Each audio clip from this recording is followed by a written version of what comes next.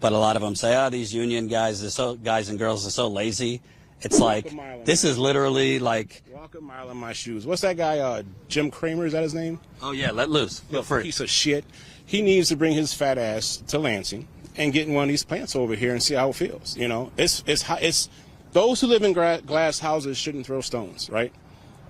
And I feel like people who don't do what we do don't know how it is. I don't know if you saw, but Jim Cramer, basically he compares the UAW president, Shawn Fain, to Trotsky. Shawn Fain, the guy who runs the UAW, I find him frightening. This man studied Trotsky. I gotta tell you, he studied Trotsky before pre-ice picking era. Thinks he's a communist for, daring to demand more from the companies. But he basically advised the companies, hey, if the UAW wants to play hardball, shut them down. Go to Mexico for a couple of years, see how they like it. I think there's a nuclear option on the table if he's not careful. And that nuclear option is a country called Mexico. You don't hear about it much. But if you say we're intransigent and we're going to stay at 40%, there's no give, well, you know what? Monterrey, Puebla, Querétaro. There's the capacity to have that happen, not overnight. Mercedes did it in 2 years. 2 years would be a long time, too. Why? They don't have that much demand. You put that out there and you say, listen, you want to know where the new ones are going to be made? We're going to continue to make the old ones. But Puebla's got a 55,000-person factory for VW, and they got a good educational workforce. It's $5 an hour. No real pollution control rules. That's not to be mentioned. Have free health care. So you know what? You want to play ball? You want to keep doing this? Mexico. Glad to see you're standing up for the American worker here, Jim. Thanks for that. See how many people buy GM cars. See how many people buy big three cars, period. If they want to shut down and go someplace else like that, that's fine. Go ahead, do it.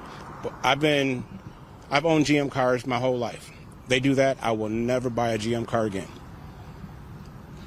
What do you think of obviously Jim Cramer is Jim Cramer, but you watch the media, local media, national media, it seems that it's very often regurgitating kind of the company line. You hear a lot of local media say, oh, how long is this going to hurt the economy?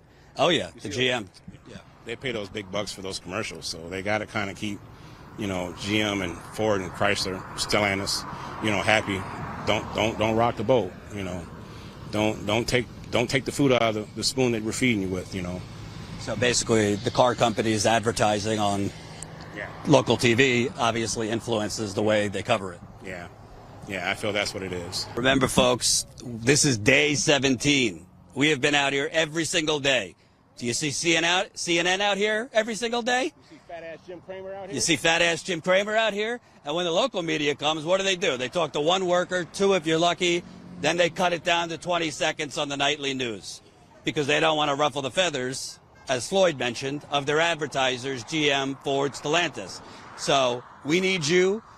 If we could get about 15 to 20 new sign-ups every day, we could stay out on the ground. Obviously, this week was a big political parade. Biden was here. Yep. Trump was here. Dr. Cornel West was here. Marianne Williamson was here. You've had Congress people show up to the line, senators. I don't know. It doesn't matter to me who you support, but I feel like these people show up when the cameras are here. Right. What are they doing the rest of the time? Right. Biden pushed all these trade deals. Yeah. Trump hasn't paid half of his workers for 40 years. Do you feel in general politicians have workers' backs in either party? To be honest, I don't think so. Unless you do what we do, you wouldn't understand. You know what I mean? Politicians are looking for votes. Donald Trump, he's a billionaire. What does he know about work? We think he's a billionaire. We don't know. Right, there's a lot of fraud going on. Anyway. Right. Unless you do what we do on a regular basis every damn day, you can't relate. You know what I mean? Well, I think also what people are starting to realize, the media and politicians, they like to talk so much about, record unemployment's so low, and this, GDP is good.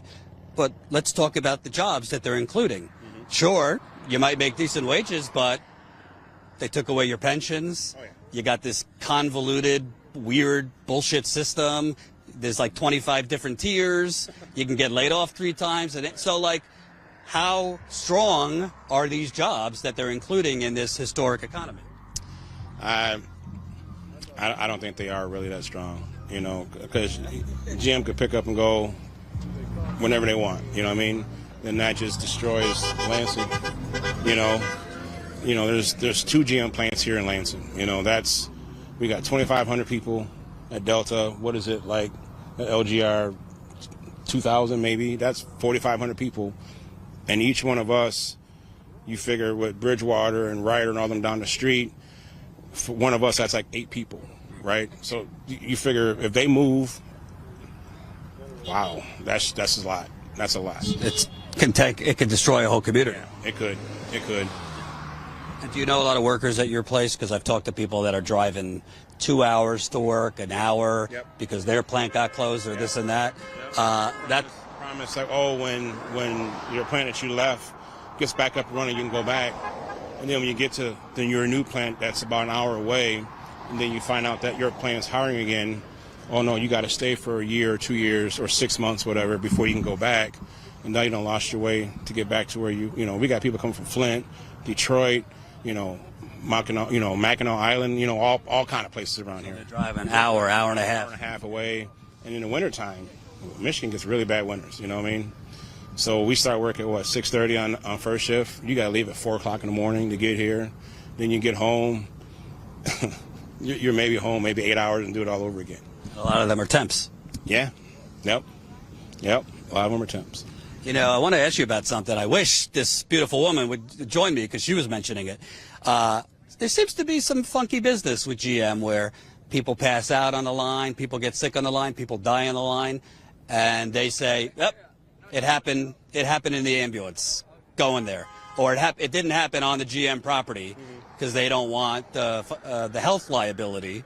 Right. Do you know of situations where people have gotten hurt or died or sick on the job? But me personally, I've known people that have gotten hurt, and to where they've we have little ambulances that drive around, pick up people, whatever, you know, and they do that. I haven't seen anybody actually pass away, whatever, but I've heard of that. Feel sometimes that they're treating you like a robot? Oh yeah. They want me to be in 5 different places at one time. I can't do it, you know, and they treat us like robots, you know. And the job is so mind-numbing. There's no thought to it, you know. You just come in, you can almost go to sleep when your hands will start doing the motions by itself, you know, because you do it so much every day, you know. It's like muscle memory. Yeah, muscle memory, yep. Let me ask you about the strike so far. Obviously, this is only day 3 for you guys, day 17. From what I was told today, no difference compared to Friday. Nothing's moved in terms of negotiations. This could go on for quite some time because you're not just dealing with one company. You're dealing with 3. As long as it takes.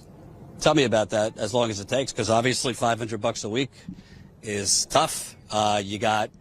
It's going to strain people. A lot of people will have to pick up other jobs. It will, but like when I started, you know, when I first came in, my union told me, hey, we're going to be going in for contract negotiations. You get hired in full time. That first profit sharing check you get, save your money. Save your money. So that's what we do. We save our money. You know, some of us do, some of us don't, you know. But like I said, we're all a family, you know. We're here for each other. So in order, like I said, we take a little bit of pain now to make everything right later, you know. And I feel that's what we're going to end up having to do. We'll be here as long as it takes.